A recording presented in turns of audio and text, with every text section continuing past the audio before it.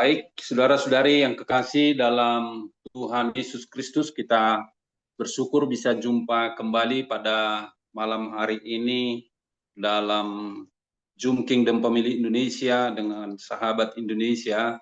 Dan pada malam hari ini kita akan membahas antara kesehatan dengan penyakit. Kita bersyukur pada malam hari ini kita bisa bersama dengan Dr. Julie Yosamega dari Universitas Metodis Indonesia, Fakultas Kedokteran yang akan jadi penanggap pada malam hari ini, dan begitu juga nanti dengan Bapak Robert Tarigan yang membidangi bidang okultisme. Baik, saya baca teksnya dari Lukas 13 ayat yang ke-10 sampai ayat yang ke-17. Menyembuhkan orang sakit pada hari Sabat. Pada suatu kali Yesus mengajar dalam salah satu rumah ibadah pada hari Sabat. Di situ ada seorang perempuan yang telah 18 tahun sakit karena dirasuk roh. Punggungnya bungkuk sehingga ia tidak dapat berdiri tegak lagi. Ketika Yesus melihat perempuan itu, ia memanggil dia dan berkata kepadanya, "Hai ibu, engkau telah bebas dari penyakitmu." Lalu ia meletakkan tangannya atas perempuan itu, dan seketika itu juga tegaklah perempuan itu dan memuliakan Allah. Namun kepala rumah ibadat marah karena Yesus menyembuhkan orang pada hari Sabat.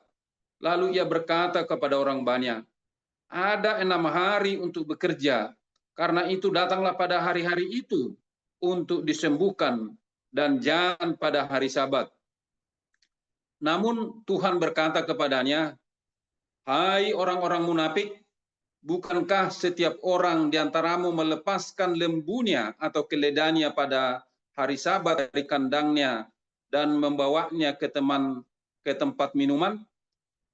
Perempuan ini keturunan Abraham dan sudah 18 tahun diikat oleh iblis. Bukankah ia harus dilepaskan dari ikatan pada hari Sabat?"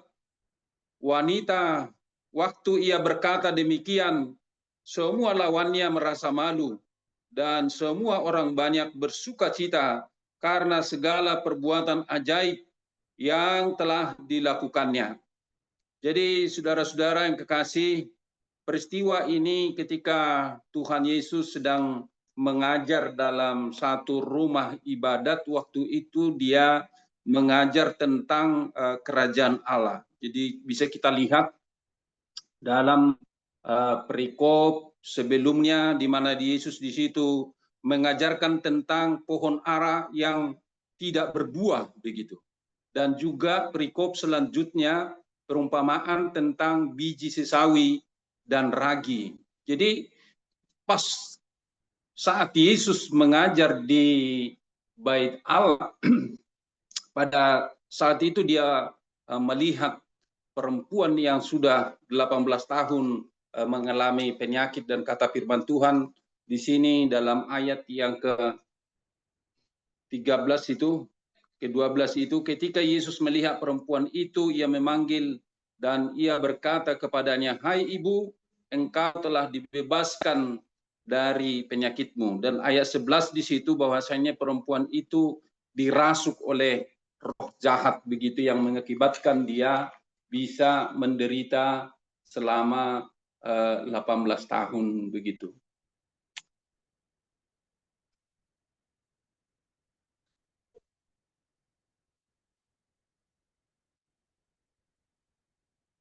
Jadi saudara-saudari, ini mapping booknya bisa dalam rangka kita bisa berpikir bahwasannya antara otak kanan dan otak kiri kita bisa melihat nantinya begitu lewat mappingnya ini. Jadi bagaimana kuasa Tuhan Yesus menyembuhkan yang sakit selama 12 tahun. Jadi di sini hubungan diabologi dengan penyakit. Jadi kita mau bedakan mana diabologi dan mana demonologi begitu. Jadi saudara-saudari, bahwasanya dalam pembahasan ini bahwasanya bisa kita lihat bahwasanya wanita ini menderita penyakit sampai membungkuk badannya. Jadi durasi penderitaannya sudah dikatakan tadi bahwasanya 18 tahun dan kondisi fisiknya membungkuk, dan menurut Lukas penyebabnya adalah roh kelemahan atau spirit of infirmity, yaitu pada ayat yang ke-11. Dia diikat oleh iblis, bound of Satan. Jadi kalau kita lihat dalam ayat yang ke 16 itu, di situ pakai kata Satan, tapi dalam ayat yang ke-11 di situ itu adalah roh kelemahan, spirit of infirmity begitu. Jadi saudara-saudari, didiagnosis nyata bahwasanya dia memiliki akar spiritual begitu di luar kemampuan manusiawinya apa yang menjadi penyakitnya itu. Jadi identitas ibu ini, dia dikatakan Tuhan Yesus bahwasanya dia adalah anak Abraham, anggota dari umat Allah begitu. Lalu apa tindakan Tuhan Yesus terhadap ibu yang sudah 18 tahun ini menderita sakit yang diikat oleh iblis begitu. Lalu bisa kita lihat dalam pembacaan itu tadi, Yesus menunjukkan belas kasih dan otoritas ilahinya, dan dia mengatakan bahwasannya ibu ini sudah lama menderita penyakit, lalu dia meletakkan tangannya, yaitu. Lalu kesembuhan terjadi langsung ketika ditompangkan tangannya begitu. Jadi kita bersama dengan dokter pada malam hari ini, bukan semua penyakit langsung ditompang tangankan sembuh, perlu juga pengobatan begitu kan. Dan kejadian ini terjadi pada hari Sabat gitu. Jadi bagi mereka peraturan Sabat itu sangat ketat begitu, dan akhirnya bisa kita lihat dalam pembacaan itu tadi memicu konflik dengan pemimpin rumah ibadat itu. Adanya 6 hari selain hari Sabat. Kenapa harus hari Sabat ini dilakukan begitu? Tetapi Yesus menunjukkan bahwasannya itu dilakukan oleh karena belas kasih dan oleh karena ibu itu adalah anak Abraham begitu, dan dia adalah dari keturunan Abraham. Yesus menunjukkan belas kasih dan otoritas ilahinya kepada ibu yang menderita selama 18 tahun itu begitu.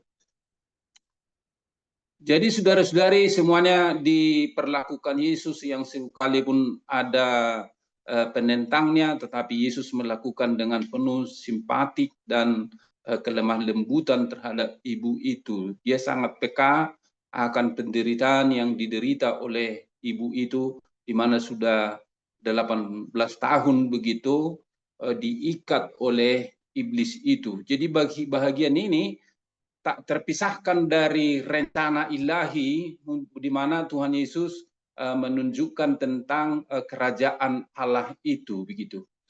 Jadi saudara-saudari bisa kita lihat lebih dalam lagi saudara-saudari bahwasanya Yesus di situ dia membebaskan juga dari legalisme agama. Tapi sebelum sampai ke situ kita masuk ke ikatan iblis ini, bahwasannya menunjukkan otoritas ataupun kuasa Tuhan Yesus ataupun demonstrasi kuasa Tuhan Yesus Kristus itu jauh lebih kuat dari segala kuasa-kuasa yang ada di muka bumi ini. Jadi Yesus mengetahui bahwasanya ibu itu menderita penyakit begitu. Jadi saudara-saudari bahwasanya juga dia melakukan pembebasan dari legalisme agama dari pemimpin agama Yahudi itu gitu kan. Jadi masa kamu keledaimu ataupun binatang yang kamu pelihara kamu kasih minum dan juga makan pada hari Sabat. Nah, ini juga ini adalah keturunan Abraham, justru sebetulnya lebih penting ini daripada binatang peliharaanmu gitu kan. Jadi terjadi konflik dengan pemimpin rumah ibadah itu.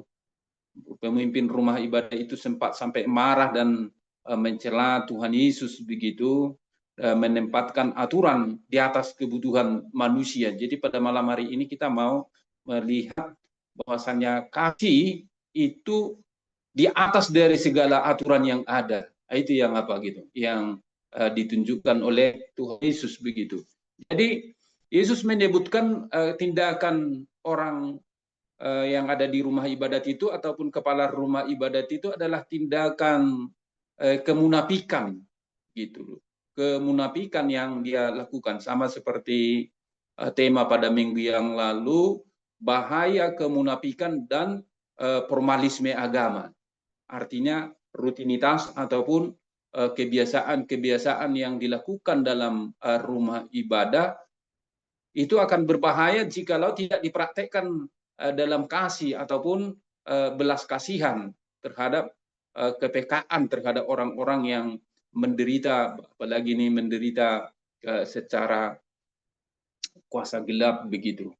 Dan juga saudara-saudari bisa kita lihat bahwasannya bagaimana pemahaman Lukas tentang kuasa gelap itu. Jadi saudara-saudari, di perjanjian baru memang istilah Satanas dan Diabolos ini adalah sama begitu, sama apanya. Dan ini sebagaimana yang biasa kita sebutkan dalam ibadah pagi kita dan juga dalam bahannya Bapak Dr. Robert Tarigan, adalah rajanya iblis, Diabolos ataupun Satanas ini, dan bahkan juga dalam perikop Lukas ini, pembacaan Lukas ini termasuk juga Beelzebul begitu. Jadi saudara-saudari, ketika orang terikat dalam Diabolos ataupun pekerjaan iblis itu, dia bisa sadar begitu, tidak manifestasi ataupun tidak kerasukan gitu. Jadi dia tetap mengerjakan pekerjaannya, tetapi dia tetap terikat terhadap kuasa kegelapan itu. Atau sama seperti menyimpan luka di dalam diri kita, luka batin begitu kita simpan, lalu kita mengerjakan segala sesuatunya. Nah itu. Jadi saudara-saudari bahwasanya pekerjaan Diabolos ini ketika seseorang marah, ketika seseorang dendam, ketika seseorang iri, ketika seseorang merancang sebuah kejahatan secara masif, tersistematis, yang tujuannya mungkin hanya untuk memuaskan manusianya ataupun ketamakannya begitu. Itu bisa menjadi celah dan kesempatan bagi Diabolos begitu. Diabolos ataupun iblis. Jadi saudara-saudari, ya, kembali kami jelaskan bisa saling dipertukarkan antara Beelzebul ataupun Satan, sama dengan itu adalah rajanya setan itu. Ini juga musuh rohani yang tak terlihat, invisible spiritual enemy. Jadi ini adalah musuh yang tak kelihatan gitu. Apa yang dikatakan oleh Paulus, perlawanan kita yang terbesar bukan melawan darah dan daging, tetapi melawan penguasa-penguasa, penghulu-penghulu, pemerintah-pemerintah, dan roh-roh yang ada di udara. Jadi itu adalah bahagian daripada Diabolos gitu. Dan juga saudara-saudari, di bawah Diabolos itu ini semacam pesuruhnya lah ini, ataupun ibaratnya catur, ini semacam pionnya lah ini. Apa ini? Roh-roh jahat ini yang biasa kita sebut dengan daimonion atau pneuma akartarton atau pneuma asthenias. Jadi di dalam teks ini dikatakan pneuma asthenias. Jadi ini bahagian daripada daimonion gitu. Jadi daimonion itu banyak juga apanya gitu, jenis-jenis daripada roh jahat itu. Jadi ini istilah umum bagi roh jahat, istilah kenajisan atau spirit and unclean demon, ataupun saudara-saudari roh kenajisan. Itu yang terjadi di ayat yang ke-11 gitu. Menyebabkan bisa penderitaan fisik, bisu, dan bahkan sampai bisa membungkuk gitu, dan juga menjadi terasing di tengah-tengah masyarakat begitu. Ini masih bahagian tentang pengembangan daripada daimonion itu. Dia sifatnya adalah jahat, tetapi dia kita lihat bisa sepertinya baik, tapi tujuannya adalah jahat begitu. Dan juga pengetahuan spiritual yang ironis itu untuk menunjukkan bahwasannya mereka juga mengetahui kalau kita lihat dalam Markus, Yesus itu sebagai anak Allah begitu. Ekspresi mengatakan tinggalkan kami, apa apa bagi kami dan bagimu. Nah, itu kan ini adalah pekerjaan daripada roh-roh jahat itu. Dan juga mohon tidak disiksa ataupun dibuang ke jurang maut sebagaimana dalam Markus 5. Digambarkan dan dikalahkan tapi tidak dipertobatkan. Nah ini kan, jadi masih ada sisa gitu. Yang sering kita pakai adalah masih ada sisa kekuatan daripada roh jahat itu. Jadi tadi pagi saya mendengarkan Ibu Pendeta Dr. Elizabeth Subrata begitu. Ketika kita sudah percaya sebetulnya kepada Tuhan Yesus Kristus itu yang sudah mengalahkan iblis itu, kita tidak lagi takut sebetulnya dengan iblis itu. Kenapa kita takut kepada iblis itu? Ya barangkali masih ada tersisa ataupun masih ada pintu-pintu masuk yang belum terselesaikan dari dalam diri kita. Jadi ini masih bahagian daripada roh-roh jahat itu. Lalu dari mana ini Lukas mendapatkan ini adalah dia menolak juga saudara-saudari konteks skeptisisme bahwasannya iblis itu tidak ada. Jadi di kalangan para pendeta sekarang ini pun dalam apa yang dikatakan dalam Lukas ini ada menerima, ada juga yang menolak. Tapi kita di Kingdom Pemilih Indonesia ini sangat jelas mengakui bahwasannya ada kekuatan daripada iblis itu ataupun roh-roh jahat itu yang bisa mengganggu manusia begitu. Dan juga saudara-saudari kita lihat bahwasannya penyebab penyakit oleh iblis ataupun kuasa daripada roh jahat itu dalam firman Tuhan tadi bahwasanya wanita itu membungkuk gitu. Jadi Yesus bisa mengenalinya. Kadang kita nggak bisa mengenalinya begitu kan. Tapi ketika kita sebetulnya percaya kepada Tuhan Yesus, walaupun tidak diungkapkan, bisa juga gitu langsung tahu kita, oh ini sedang diikat oleh iblis begitu. Dalam percakapan semalam itu, orang yang sudah percaya memiliki kepekaan rohani akan bisa merasakan, oh ini akibat daripada pekerjaan iblis ini begitu kan. Atau bisa kita lihat perbandingannya misalnya anak kerasukan roh jahat dalam Lukas 9 gitu kan. Jadi murid-murid berjuang tapi tidak dapat. Lalu ketika Yesusnya baru berhasil gitu. Lalu murid-murid sadar, kenapa kami tidak berhasil menolong dan mendoakan seperti ini? Dan Yesus mengatakan dalam hal-hal yang seperti ini ada harus dalam doa dan puasa begitu. Dan juga bisa kita lihat misalnya di dalam Lukas 11 ayat 14 yaitu orang yang bisu kerasukan setan begitu. Jadi bisa kita baca di situ bagaimana dia bisu disebabkan oleh setan itu saudara-saudari.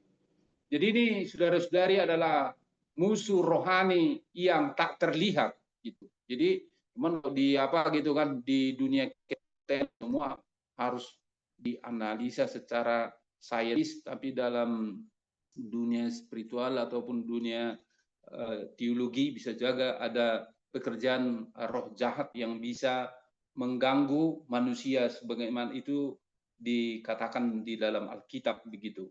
Dan juga saudara-saudari bahwasanya izin ilahi di balik penderitaan itu, bahwasanya Yesus mau menunjukkan di situ bagaimana setan menerima wewenang sebagaimana yang bisa kita baca misalnya di dalam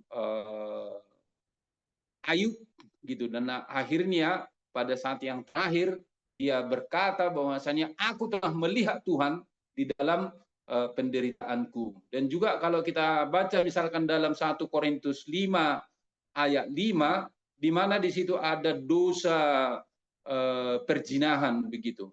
Lalu Paulus mengatakan orang yang seperti ini kenapa dibiarkan di tengah-tengah gereja? Seharusnya ini harus didisiplinkan dan diserahkan kepada iblis supaya rohnya diselamatkan dan dagingnya dihancurkan begitu.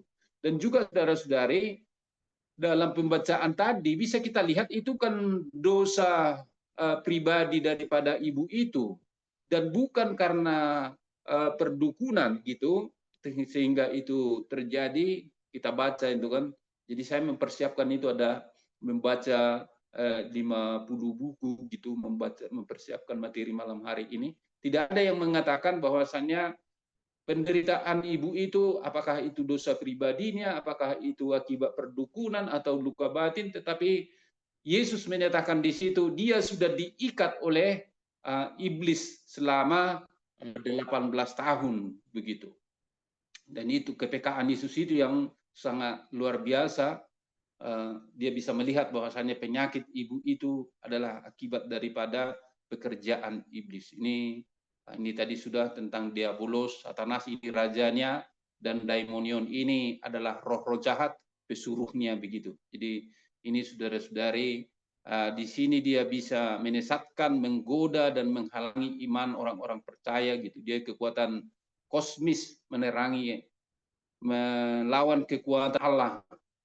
Dan ini tadi itu tentang roh-roh jahat, penyebab kerasukan ataupun distorsi kepribadian ataupun penyakit fisik sebagaimana yang diderita oleh ibu tadi begitu. Dan juga memiliki pengetahuan supernatural tentang Yesus dapat menyebabkan kerusakan dan penderitaan begitu.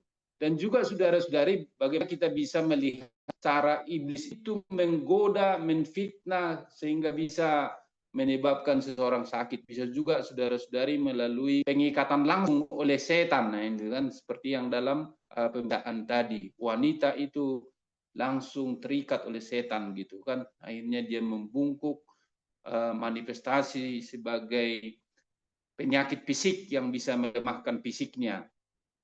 Dan juga saudara-saudari bahwasanya itu bisa kita lihat tadi ada di situ daimonion di bawah otoritas setan gitu. Jadi ada iblis diabolos dan di bawahnya ada daimonion itu kan.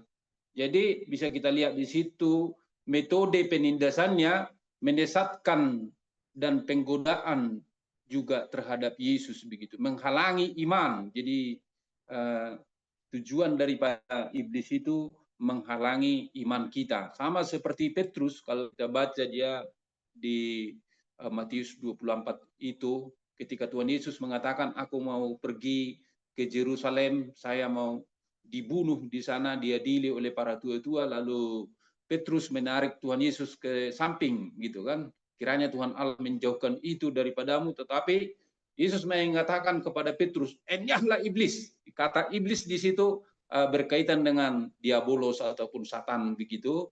Enyahlah engkau iblis. Engkau bukan memikirkan apa yang dipikirkan Allah, tetapi apa yang dipikirkan oleh manusia. Jadi pikiran manusia itu kita harus hati-hati, bahwasanya bisa tidak memuliakan Allah ataupun pikirannya tidak bersumber dari Allah, tapi untuk dirinya sendiri ataupun untuk berkaitan dengan hal-hal duniawi begitu.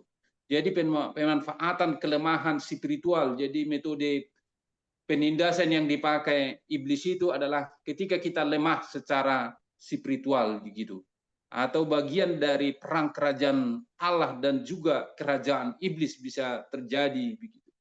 Jadi bisa terjadi. Jadi itu bisa kita alami sebagai anak-anak Tuhan di dalam kehidupan kita ini. Saudara-saudari, bahwasanya ini bagaimana kita bisa melihat ini di tengah-tengah gereja kita pada saat ini. Untuk bisa kita lihat pekerjaan iblis ataupun ibu yang sakit 18 tahun itu disembuhkan, apa itu relevansinya bagi gereja kita pada masa kini. Jadi yang pertama adalah pembebasan dari berbagai bentuk ikatan begitu. Jadi sangat menarik saudara-saudari, dalam firman Tuhan tadi Yesus sangat peka atas penderitaan ibu itu. Bagaimana kita yang ada di tengah-tengah Indonesia ini, lalu kita bisa melihat ada mungkin kemiskinan secara struktural di tengah-tengah masyarakat begitu. Jadi gereja itu tidak hanya berada di atas mimbar, tapi berani turun ke lapangan sebagaimana Tuhan Yesus tadi menyentuh ibu itu. Dan juga kepada yang kecanduan narkoba begitu kan. Kita tahu bahwasannya Medan ini termasuk sangat terkenal juga di Indonesia pemakai narkoba begitu. Bagaimana gereja bisa datang sebagaimana Yesus peka terhadap penderitaan ibu itu, gereja harus peka begitu terhadap orang-orang yang kecanduan, apakah mendirikan rehabilitasi, apakah mendoakan, menginjili mereka begitu, atau juga penyakit kronis. Jadi saya bergabung di Set and Care apa gitu Murni Teguh karena istri saya dulu menderita penyakit kanker 480 lebih begitu simpatisan dan juga korban yang ada di dalam penderita penyakit kanker gitu. Lalu tadi pagi saya mendengarkan Dr. Elizabeth Subrata itu penyakit kanker yang terjadi merajalela saat ini bisa oleh karena makanan-makanan yang siap saji gitu. Jadi termasuk juga istri saya waktu itu diduga bahwasanya mengkonsumsi makanan siap saji dan dia waktu bekerja ya dia suka mengkonsumsi apa gitu Indomie dan semenjak itu saudara-saudara saya tidak suka lagi apa makan Indomie, jarang lah gitu. Jadi itu saudara-saudari yang sangat susah juga kita hadapi terhadap generasi kita yang ada sekarang ini, anak-anak yang suka gitu dengan jajanan gitu yang bisa juga menimbulkan penyakit itu tidak langsung ketika dimakan tetapi itu bisa menjadi bibit dalam dirinya gitu kan. Dokter kita ini pernah juga memberikan satu seminar tentang jajanan kepada anak-anak yang harus diberikan di rumah. Seperti itulah sebetulnya kepekaan gereja begitu. Lalu kepekaan gereja terhadap orang yang trauma, apakah trauma oleh karena bencana alam, trauma ataupun mengalami fobia ular dan segala macam itu. Jadi gereja sebetulnya bisa hadir di situ begitu. Dan juga ketika ada orang yang depresi begitu. Jadi itu yang kita harapkan bahwasanya melalui firman Tuhan pada saat ini kita tidak terjebak di dalam hal legalisme sebagaimana yang dikatakan oleh pemimpin rumah ibadah tadi. Ada 6 hari, seharusnya ya dilakukan di dalam 6 hari itu mujizat ini. Tapi bahwasannya kemanusiaan, belas kasihan Yesus itu, kasih daripada Tuhan Yesus itu melebihi aturan-aturan yang ada begitu. Dan juga kita bisa sadari apa yang terjadi di tengah-tengah gereja ya harus bisa sadar apakah sebetulnya betul-betul mau memerdekakan atau membuat semakin menderita begitu. Jadi gereja harus peka begitu. Belas kasihan melawan ketidakpedulian. Jadi ini saudara-saudari bahwasannya bagaimana gereja mendorong prioritas kebutuhan sesama gitu di atas dogma sebagaimana kepala rumah ibadat tadi yang sangat mengagumi dogma ataupun tradisi begitu. Tapi kita betul-betul melawannya dengan kepedulian. Itu. Saya pernah saudara-saudari di perumahan ini kawan-kawan semua tidak setuju untuk masuk ke dalam sebuah STM yang dibentuk di sini begitu. Tapi ya saya harus mengikutinya sekalipun harus menghadapi sebuah konsekuensi serikat tolong menolong itu kita ikuti dan bisa berjalan sampai sekarang ini. Jadi dalam rangka menunjukkan belas kasihan ataupun ketidakpedulian itu sebagaimana yang dilakukan oleh pemimpin rumah ibadat itu bisa terjadi dalam sekarang ini. Menantang legalisme dan kemunafikan. Jadi saudara-saudari teguran terhadap legalisme agama bahwasanya kasih belas kasih itu hati yang tergerak oleh belas kasihan itu saudara-saudari jauh lebih penting daripada aturan yang ada gitu. Jadi malam hari ini bisa kita menjadi memeriksa motivasi yang ada sebetulnya di balik tindakan-tindakan yang kita lakukan di tengah-tengah gereja. Apakah itu betul-betul perangkat dari hati kita yang amat terdalam untuk peduli di tengah-tengah masyarakat begitu. Jadi kita tidak hanya tinggal diam. Jadi ini bisa menjadi alat pemeriksa bagi kita terhadap diri kita mulai pada malam hari ini. Penegasan martabat anak Abraham, karena orang ini pun adalah keturunan Abraham begitu. Itu disampaikan Tuhan Yesus tadi untuk menunjukkan bahwasannya ya kasih itu ya tidak terbatas kepada hanya orang-orang yang tertentu begitu, tetapi siapa yang membutuhkan kasih ataupun belas kasih itu ya kita harus bisa lakukan gitu. Menyerukan inklusivitas dan pengakuan martabat semua individu. Terbuka kita terhadap semua orang itu saudara-saudari. Lalu kerajaan Allah yang bertindak sekarang. Jadi tidak hanya kita memikirkan nanti gitu kan, ataupun mengatakan kasihan, simpati, tetapi kita harus masuk ke dalam empati. Nanti bisa kita dengarkan lebih dalam dari dokter tentang empati, bagaimana kita bisa empati masuk menderita dengan orang-orang yang sakit begitu. Kita bisa masuk ke dalam penderitaannya dan menolongnya. Menjadi agen keadilan dan pemulihan. Jadi pada malam hari ini kita bisa belajar dari Yesus, kita menjadi agen daripada keadilan dan pemulihan kepada semua orang. Jadi itu ketika kita bisa paham betul ini firman Tuhan pada malam hari ini tentang kerajaan Allah, itu bukan nanti tetapi sekarang gitu. Jadi saudara-saudari, ini harus bisa menjadi sesuatu kenyataan di tengah-tengah gereja kita, di tengah-tengah kehidupan kita bermasyarakat, bagaimana kita bisa meneladani belas kasih dan otoritas Kristus itu, yang penuh kuasa itu kita hadirkan dalam kehidupan kita pada masa ini. Menghadirkan pembebasan holistik, baik secara fisik, baik secara sosial, baik secara psikologis ataupun kejiwaan, baik secara spiritual begitu. Dan juga kita bisa memperjuangkan martabat manusia, jangan sampai meremehkan sesama kita manusia begitu. Bagaimana manusia itu berharga di mata Tuhan.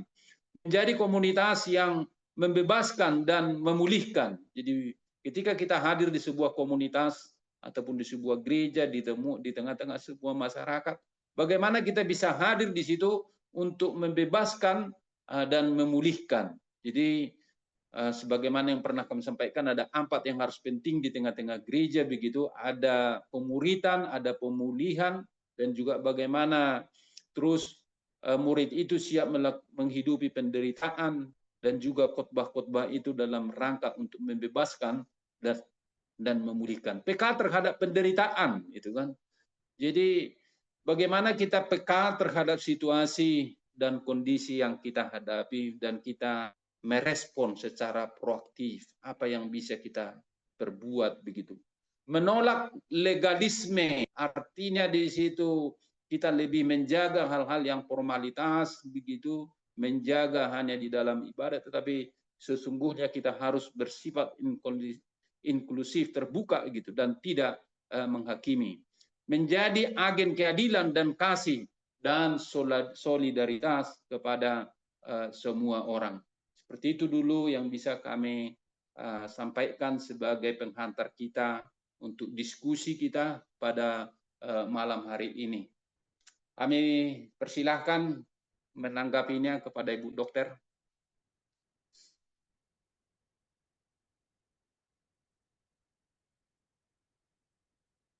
Ibu Dokter Juli. Ya, Ya, silakan Ibu Dokter.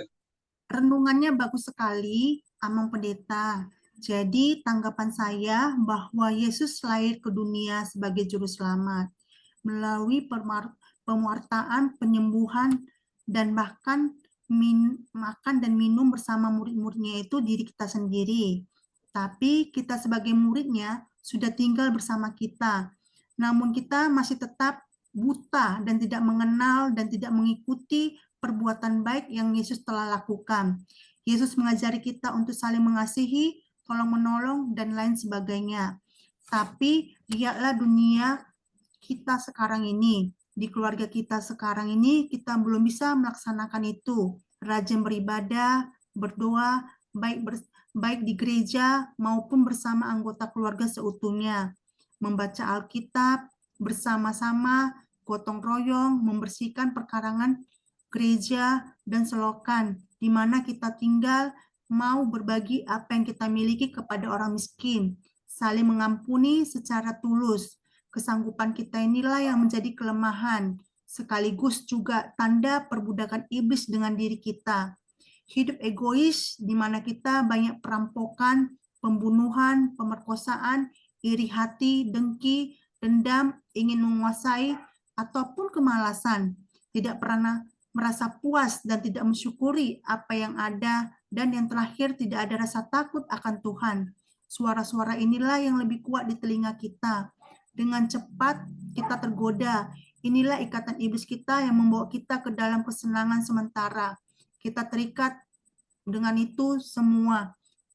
Jadi Tuhan selalu memberi kebebasan untuk setiap insan memilih jalan yang harus diikuti. Itu Sama agak mundur Ibu Dokter supaya nampak gitu. apa, Mang Pendeta? Itu apanya foto Bu Dokter Kamera? belum nampak utuh begitu. Oh ya, oke udah ya, oke Bu Dokter. Udah, Mang. Udah. Jadi sama seperti si Adam dan si Eva di Taman Eden, Tuhan mengajari mereka supaya tidak memakan pohon kehidupan. Mereka tidak mau mendengar Tuhan, mereka lebih mendengar godaan iblis melalui seekor ular. Jadi secara manusiawi memang kalau hari libur di bidang kedokteran itu ada yang tidak menerima pasien. Jadi secara manusia kita harus menolong tanpa mempertimbangkan hal apapun. Hari libur itu kesepakatan dan peraturan pemerintah. Toh rumah sakit selalu terbuka walau hari libur. Peraturan hari libur itu pun juga harus dihormati dan dilaksanakan. Jadi iman si perempuan itulah yang menyelamatkan dirinya sendiri. Kita mau melakukan hal yang baik karena kita percaya akan hal baik juga akan kita terima dari Tuhan. Itulah iman. Iman yang menyelamatkan, dan kita sudah diselamatkan dan ditebus dengan darah Yesus yang mahal di kayu salib.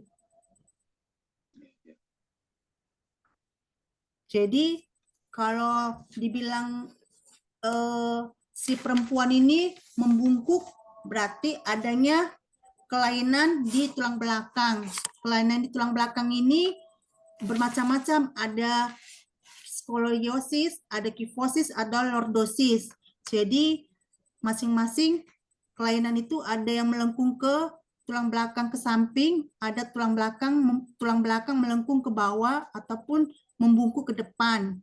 Jadi faktor-faktor yang mempengaruhinya itu ada juga di bagian otak kiri, yaitu adanya verbal. Misalnya otak kiri itu logika ataupun bahasa yang mengontrol gerakan kanan tubuh. Sedangkan otak kanan adanya kontrol gerakan kiri tubuh, emosi dan perasaan atau kreativitas. Kalau dibilang dengan kelainan di bisu ada yaitu gangguan pendengaran ataupun gangguan neurologis, kelainan bibir sumbing juga ada faktor-faktor yang mempengaruhinya, ya, seperti faktor psikologis ataupun faktor lingkungan, trauma, dan infeksi. Sekian dan terima kasih, Amang Pendeta. Terima kasih Bu Dokter. Bapak Robert.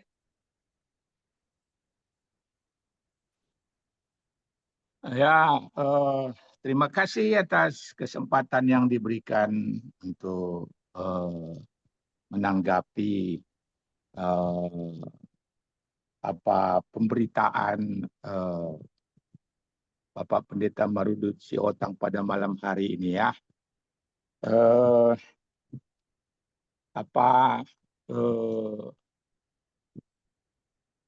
kadang-kadang ada pertanyaan, apakah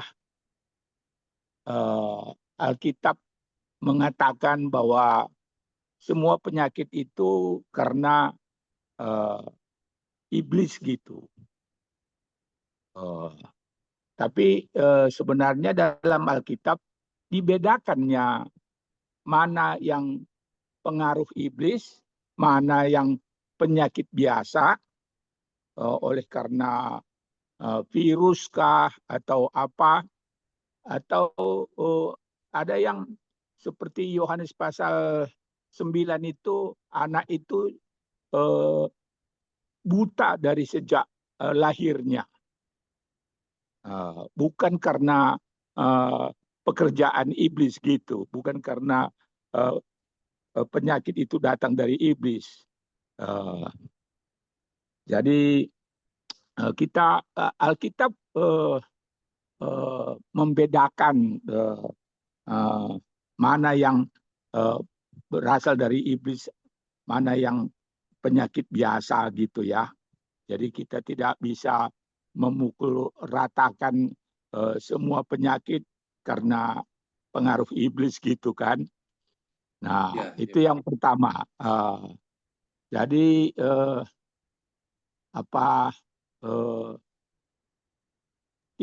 tidak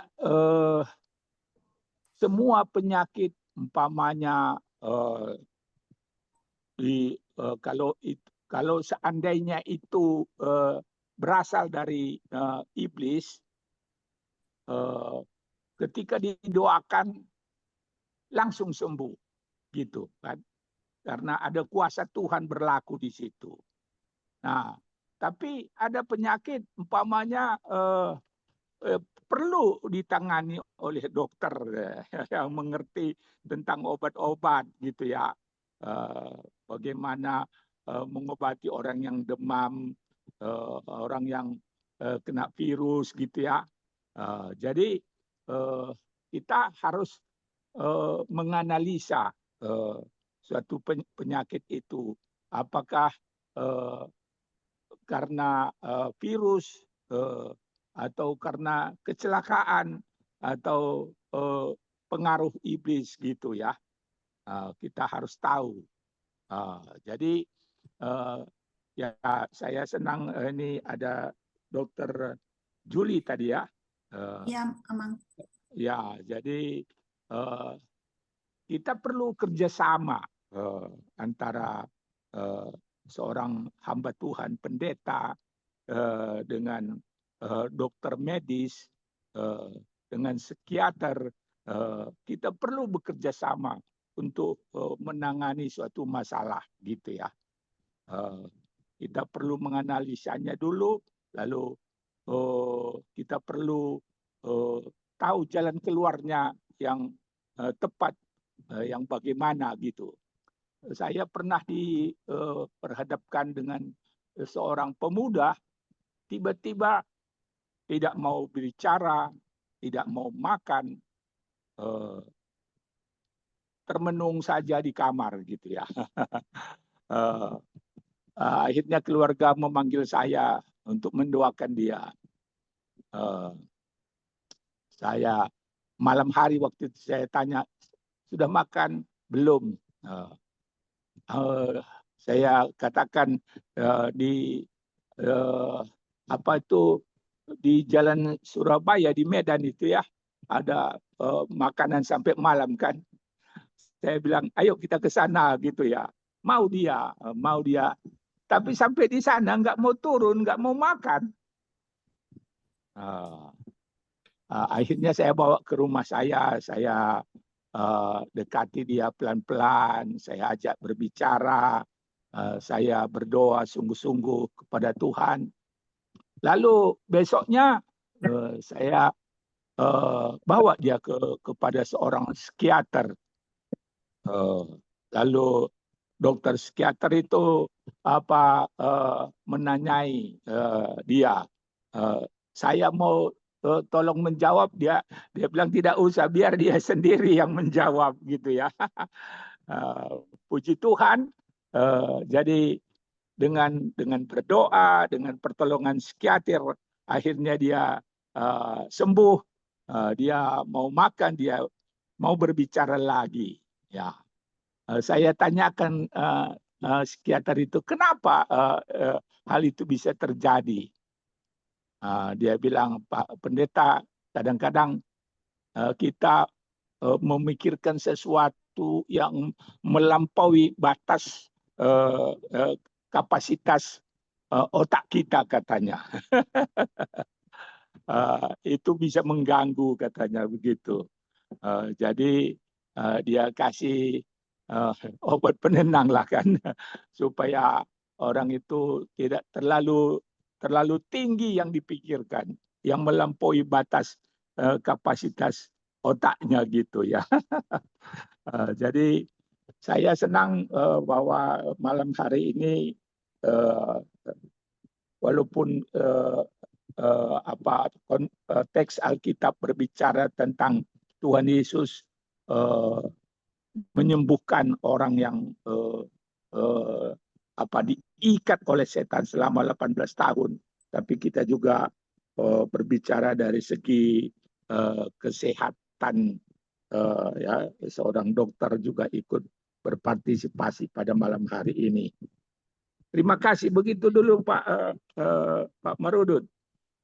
Ya, makasih Pak Dr. Robert. Jadi apa yang dikatakan Dr. Robert tadi memang kepekaan itu mendorong kita untuk bisa membedakan. Nah, itu tadi kan yang disampaikan Pak Robert tadi, membedakan apakah dia memang kena virus ataupun karena alami atau karena kecelakaan. Kalau itu kan ya ke dokter lamanya gitu kan penanganannya. Tapi kalau dia berkaitan dengan misalkan kejiwaan, ya dibawa ke psikiater gitu.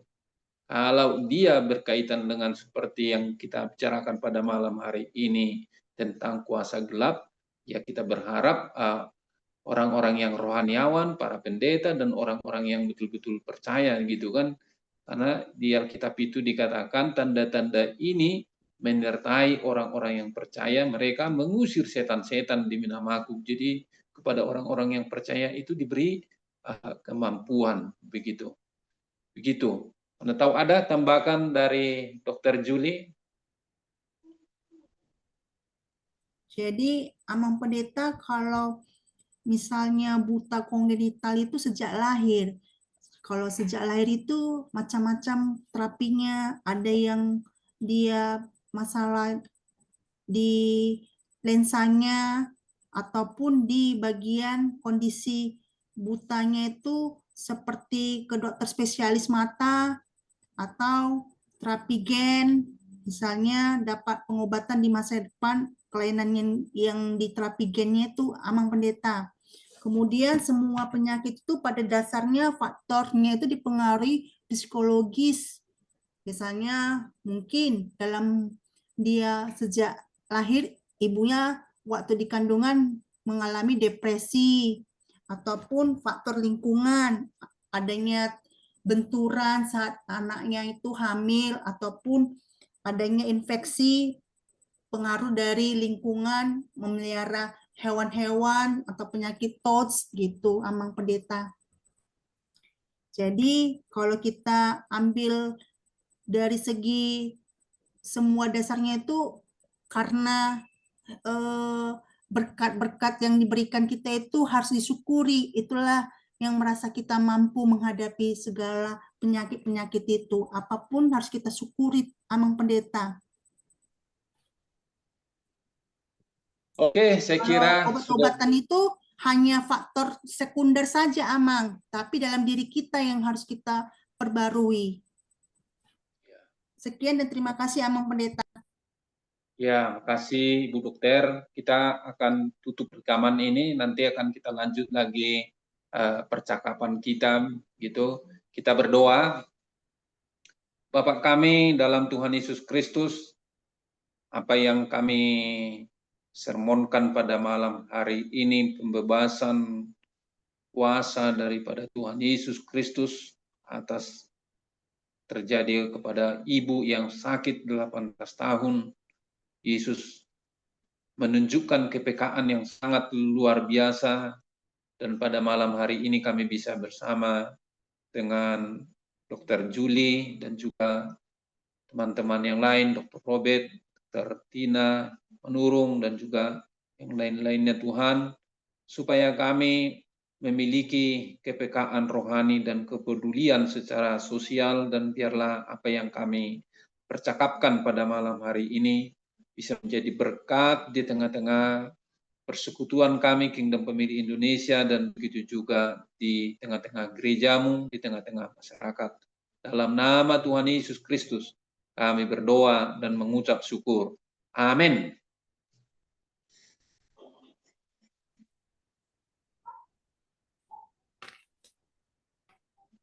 Oke, Bu Barita, udah bisa ditutup apanya, rekamannya. Bu Barita.